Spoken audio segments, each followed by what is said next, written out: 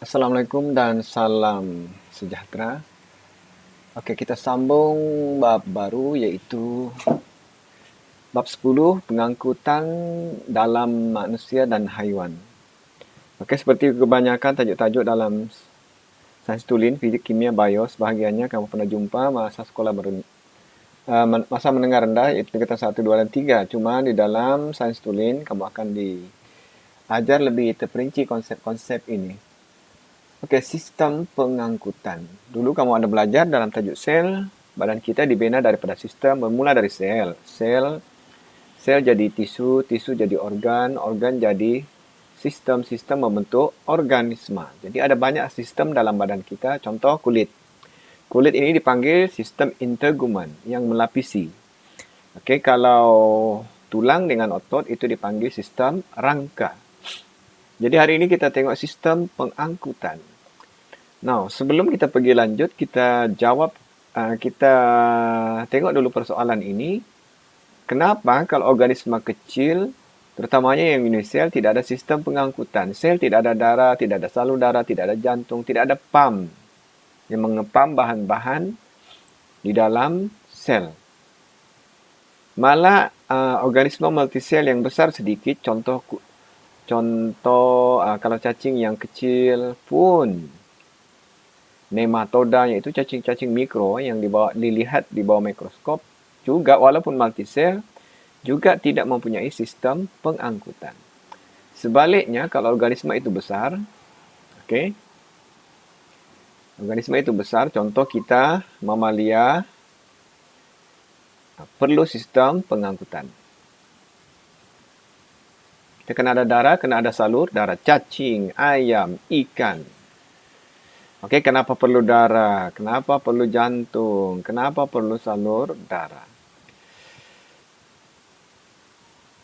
Okey, kita tengok ini. Ini cikgu punya eksperimen masa cikgu bertanding inovasi dulu dan menang ni ya, anugerah pendidikan sains lama sudah. Apa dia? Okey, kita sediakan blok agar-agar. Sebenarnya ini untuk ajar tajuk konsep jumlah luas permukaan perisi padu. Okey, blok agar-agar ini 2 cm darab 2 cm, ini 0.5 1 mm darab 1 mm. Lepas tu kita rendam dalam kalium manganat warna ungu.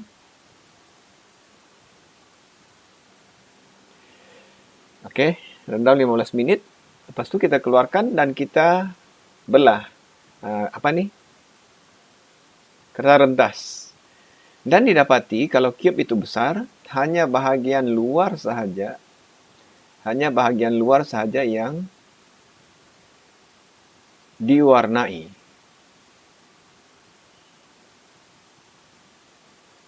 Okey, di bahagian dalam tidak berwarna. Sementara kalau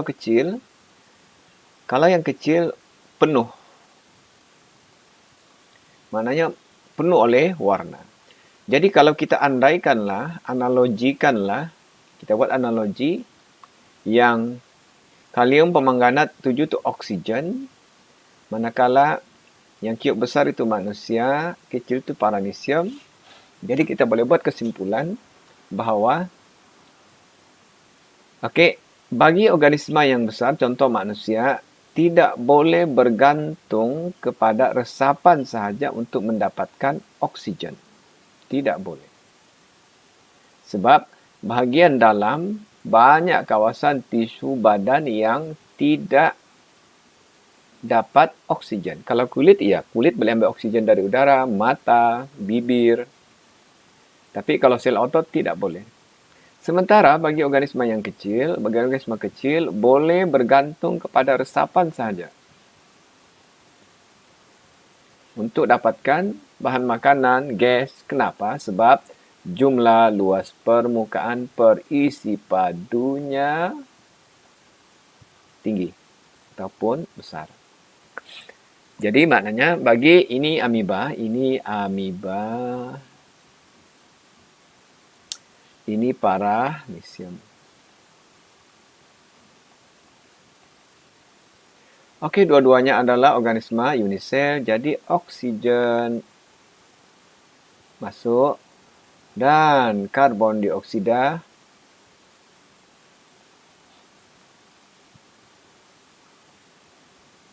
boleh keluar dengan mudah. Oke. Proses apa? Resapan ringkas. Kenapa? Sebab JLT per I besar. Tinggi. Oke. Next, kita tengok jenis sistem peredaran. Bagi haiwan-haiwan yang memerlukan peredaran darah, jantung dan juga salur darah, ada dua jenis sistem peredaran, yaitu sistem peredaran darah terbuka dan juga tertutup. Oke, apa bezanya? Oke, dari segi lakaran ini. Oke, katakan ini jantung. Jantungnya. Ini salur darah. Jadi bila dipam, kalau salur darah tertutup, tidak ada bahagian salur darah yang bocor. Contoh kita kalau bocor, pecah salur darah di otak, mati. Pecah salur darah di tisu di kaki, kawasan itu akan numpuk, akhirnya mereput, mati. Oke, kenapa? Sebab salur darah ini membawa bekalan penting kepada tisu, antaranya oksigen dan glukosa. Oke. Kan yang dibawa tu oksigen, glukosa. Sementara yang dikeluarkan benda toksik, CO2, asid, urea dan lain-lain. Apa bezanya? Kalau sistem terbuka, hujung salur darah itu terbuka. Jadi, bahan-bahan yang dibawa oleh salur darah tadi akan memasuki ruang dipanggil hemoselom.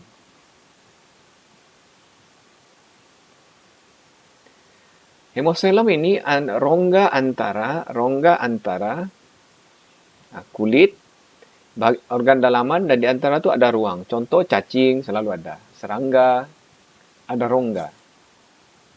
Dan rongga itulah yang mengandungi cecair hemolimfa. Dia bukan darah, cecair hemolimfa. Bercampur darah dengan limfa. Oke, ini dia. Kita tengok serangga. Serangga sistem terbuka. Oke, mempunyai satu atau lebih jantung, ya memang. Ini 1, 2, 3, 4. Ada 4 jantung. Contoh ini ya. Oke, hemolimfa mengalir keluar dari jantung ke hemoselom. Jadi, darah hemolimfa, kita tidak panggil darah. Dia bercampur darah dengan limfa. Hemo itu darah. Keluar ke hemoselom. Hemoselom ni selepas kulit tu dia. Ruang tu, tisu selepas kulit, rongga itu, cecair sebenarnya. Itu dipanggil hemoselom. Hemo ni darah. Okey, dan pertukaran macam biasalah. Resapan. Okey, dan macam mana darah tu masuk? Okey, di jantung, di kapilari darah tu ada liang-liang halus yang dipanggil sebagai ostium. Liang-liang halus, jadi darah tu masuk balik lah. Hemolimfa bukan darah. Hemolimfa masuk balik. Next. Okey, seterusnya kita lihat sistem peredaran darah tertutup. Okey, kita contoh. Yang pertama ialah sistem peredaran darah tunggal. Tunggal maknanya satu kali, satu. Okey, apa dia? Ikan. Ini contoh ikan.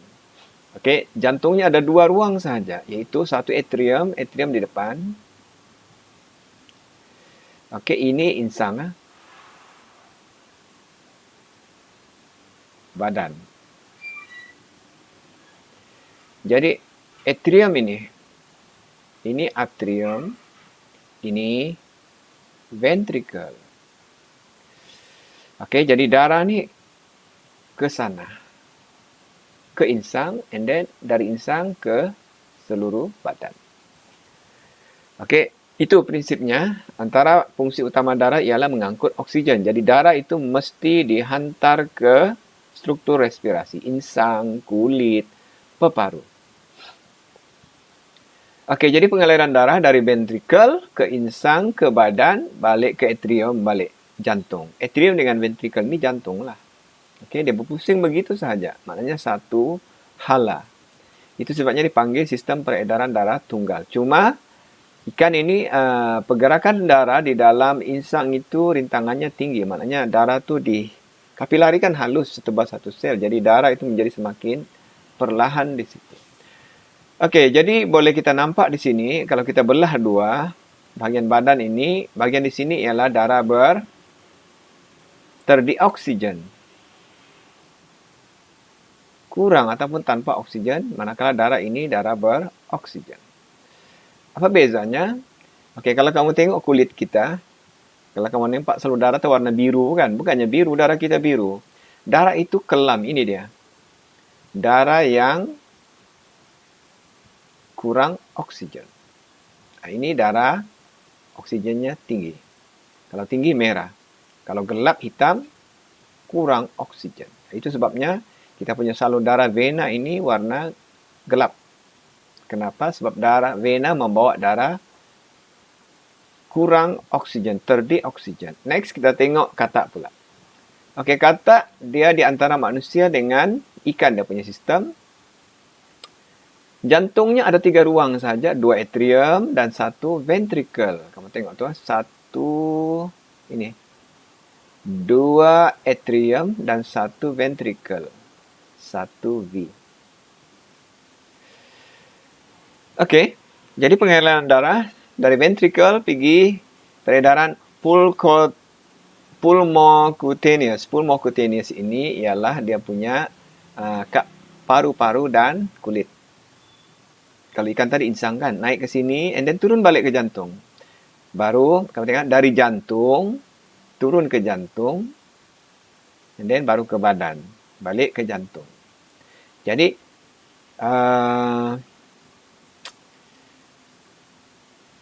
dua kali ganda. Bila 2 kali ganda, maka sistem peredaran ganda 2. Okey, jadi cikgu tunjuk. Okey, katakanlah kita ambil dari badan. Masuk ke atrium. Dipam naik ke peparu dan kulit. Satu kali sudah darah masuk ke jantung kan? And then dari peparu masuk balik ke jantung. Jadi maknanya darah 2 kali masuk ke jantung. Baru dipam ke badan. Itu sebabnya dipanggil sistem peredaran ganda 2. Cuma tak lengkap. Kenapa tak lengkap? Sebab darah beroksigen dan terdioksigen bercampur. Jadi maknanya sistem ini kurang cekap. Tapi untuk haiwan-haiwan kecil, okey, sebab badannya kecil maka keperluan tenaganya sedikit. Jadi bila keperluan tenaga sedikit, maknanya walaupun sistem tidak cekap, okeylah. Tapi bagi haiwan-haiwan yang besar, terutamanya mamalia macam kita, maka kita perlukan sistem peredaran darah yang paling cekap, iaitu sistem peredaran ganda 2 lengkap. Jadi sama juga darah 2 kali masuk ke jantung. Kamu tengok, jantung mamalia ada 4 ruang. Paling advance, 4 ruang. Apa dia? 2 di bawah, 2 V, 2 di atas, 2 auricle, atrium. Jadi peredaran darah kamu tengok. Dari vena cava pergi ventricle kanan, naik pergi peparu, balik semula ke jantung. Jadi 2 kali sudah darah masuk ke jantung, baru dipam keluar, pergi ke badan dan balik ke jantung. Itu dipanggil sistem peredaran darah ganda 2. 2 kali darah masuk ke jantung. Lain kalau macam ikan tadi, ikan one way, satu halak. Jadi sistem peredaran tunggal. Kalau serangga, sistem peredaran terbuka. Faham dengan maknanya ni? Okey, dan peredaran kita dipanggil ada 2, iaitu peredaran pulmonary dan peredaran sistemik. Pulmonary ini ialah peredaran darah ke peparu. Manakala sistemik, sistem. Okey, ini sistemik kan? Badan. Jadi darah yang dia bawa ke peparu itu, okey, sistem peredaran itu dipanggil peredaran pulmonary. Manakala darah yang dibawa ke seluruh badan, ke kepala, ke kaki, dipanggil sistemik. Next, kita tengok struktur jantung. Okey, jantung ini bahagian luar. Okey, yang merah ini arteri koronari, yang biru vena koronari. Jadi kalau orang kena serangan jantung, selalunya salur darah ini yang sumbat. Ingat tu ya, arteri koronari. Bila sumbat, maka dia punya otot berhenti berfungsi. Bila berhenti berfungsi, jantung berhentilah.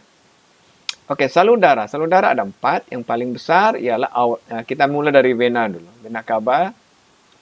Okey, ini bawa darah dari atas.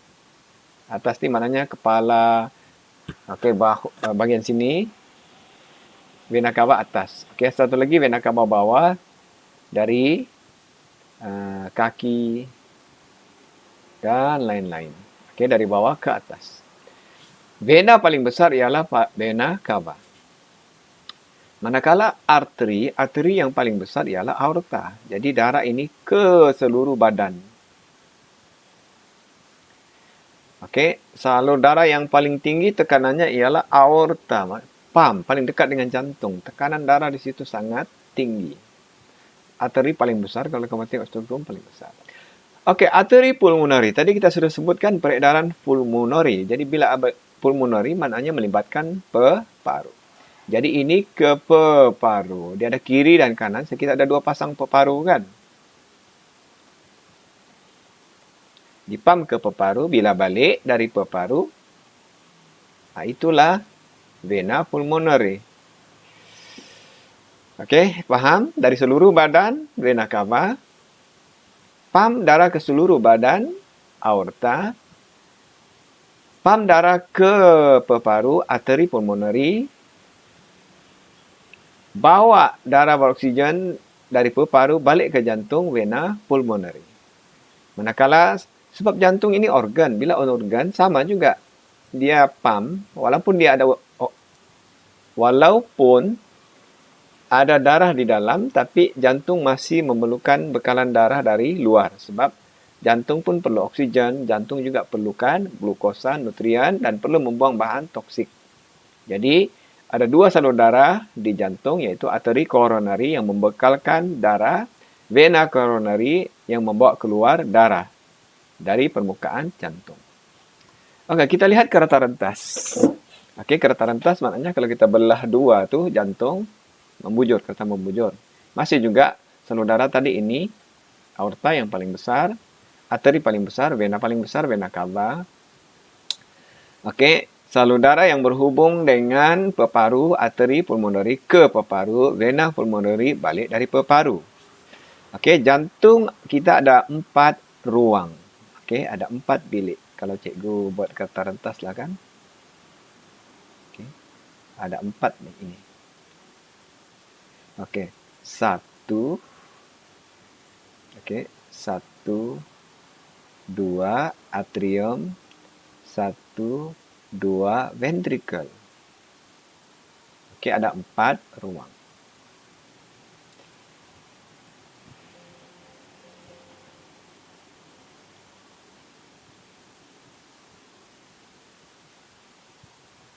Okey.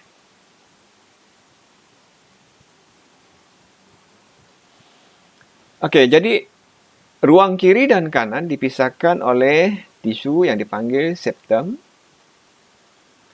Okey, jadi di bawah, vent.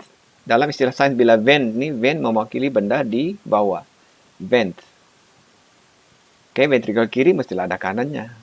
1, 2. Atrium sama juga. Atrium kiri mesti ada kanannya. Okey, di antara ruang ini ada injap. Injap ni injap ni begini. Kalau begini tutup. Maknanya darah tidak keluar. Okey, bila buka, darah keluar. Bila darah tugostan tertutup. Buka, tutup, buka, tutup. Ini dia. Di sebelah ini injap bicuspid 2 kelopak. Okey, kelopak macam bunga. Manakala di sebelah ni ini injap tricuspid. Tricuspid. Ini bicuspid 2 kelopak. Okey, di antara ventricle dengan atrium dipisahkan, ditutup oleh injap. Supaya darah tu kalau sudah ke depan, dia tidak ke belakang. Sebab nanti injap tertutup. Macam basikal, kita pam angin boleh masuk ke dalam tayar kan. Tapi injap menghalang angin itu keluar balik. Sama lah dengan jantung.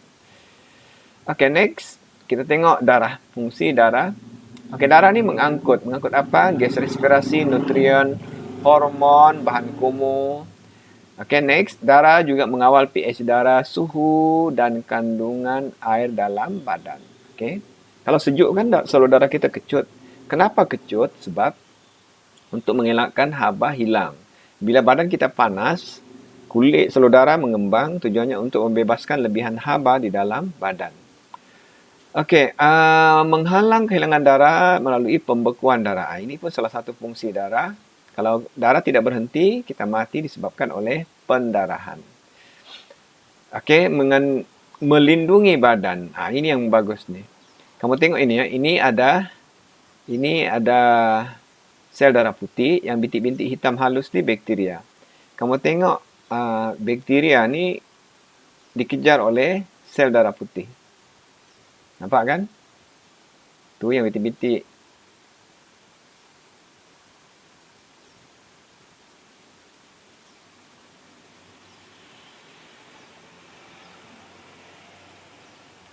Nanti lama-lama dia telan tu. Itu dipanggil fagositosis. Sudah ditangkapnya. Ini neutrofil. Neutrofil salah satu contoh sel darah putih yang kerjanya menelan paling banyak, paling sibuk menelan mikroorganisme atau antigen, benda asing. Okey, apa ada dalam darah? Darah kalau kita emparkan, empar ni dipusing ya. Jadi mendap bahagian yang berat di bawah, yang ringan di atas. Ini darah. Sel darah merah. And then white blood cell, sel darah putih tengah, dan di atas itu cecair kuning pucat plasma. Plasma ni begini, bila kita luka atau kita picit jerawat kan, keluar darah, lepas tu bila berhenti, ada keluar cecair warna kuning. Cecair warna kuning itulah yang dipanggil plasma, kuning pucat. Okey, apa dia pengemparan? Emparan ni begini. Tabung uji melalui darah tu diempar, dipusing. Jadi, bila dipusing, okey, benda yang berat akan jatuh di bawah, yang sederhana di tengah, yang ringan di sebelah atas. Macam kita empar. Okey, jadi kita boleh asingkan komponen darah. Itu sebabnya di hospital, salah satu yang boleh diderma ialah plasma darah. Jadi kalau orang ada kekurangan plasma, doktor akan bagi plasma darah. Darah yang kita derma tu kan, hospital akan asingkan tu sel darah merah dengan plasma. Jadi ada setengah pesakit memerlukan plasma, dibagi plasma je lah. Okey, ini darah, jenis-jenis sel darah. Kalau kamu tengok, ini ada sel darah merah lah. Sel darah merah ni dalam nama saintifiknya kita panggil erit. Tiba-tiba ada dua ni kan? Inilah dipanggil sel darah putih atau nama saintifiknya erit. Ini erit maknanya merah. Leuko white, putih. Jadi sel darah putih ni sedikit dia punya kuantiti, peratusannya kecil. Dan kamu tengok ada dua jenis. Ini limfosit. Limfosit salah satu fungsinya menghasilkan antibody dan menyerang sel bara atau sel yang kena virus. Jadi kalau COVID, ada dua nih, limfosit B dengan limfosit T. Sel ini yang paling sibuk bekerja. Okey, memusnahkan sel darah yang kena sel paru yang dijangkiti virus COVID. Satu lagi, membina antibody untuk memusnahkan virus COVID. Limfosit ini. Okey, seterusnya kita lihat jenis-jenis darah. Jadi, tadi darah dia punya peratusan 45% adalah darah. Dan komponen darah yang paling banyak ialah eritrosit. Okey, eritrosit sel darah merah. Okey, bentuknya dui cekung, tiada nukleus. Tiada nukleus dan tempoh hayatnya 100 hingga 120 hari. Jadi jangan risau kalau derma darah ni kan 3-4 bulan, 5 bulan boleh derma balik. Sebab memang akan diganti. Okey, sementara plasma itu larutan. Jadi antara kandungan utamanya air, hormon, protein, nutrien, gas respirasi, bahan kumuh dan lain-lain. Okey, leukosit. Leukosit. sel darah putih. Ada dua kelas, ada dua jenis, dipanggil granulosit dengan agranulosit. Granulosit, kalau granulosit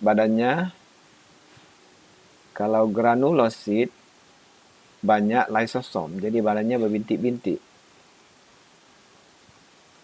Kalau agranulosit tiada lysosom, jadi badannya tak berbintik-bintik.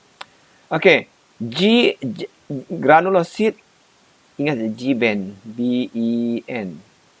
Basofil, eosinofil, neutrofil.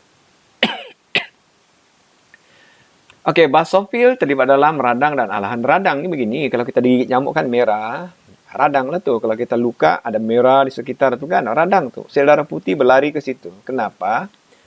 Bukan berlari, bergerak ke arah situ, berkumpul di situ. So kawasan itu terdedah kepada jangkitan dan sel darah putih akan matikan kalau ada antigen, bakteria atau sembarang benda asing yang masuk. Eosinofil juga bergabung dalam tindak balas alahan. Okey, alahan dengan tadi tu. Okey, neutrofil. Neutrofil ni paling banyak. Dianggarkan sekitar macam 70%. Dan fagosit. Apa dia? Menelan mikroorganisme, menelan antigen. Limfosit. Jadi kalau ini agranulosit, A-lim, L-I-M, limfosit dengan monosit. Limfosit ini paling kecil, menghasilkan antibody.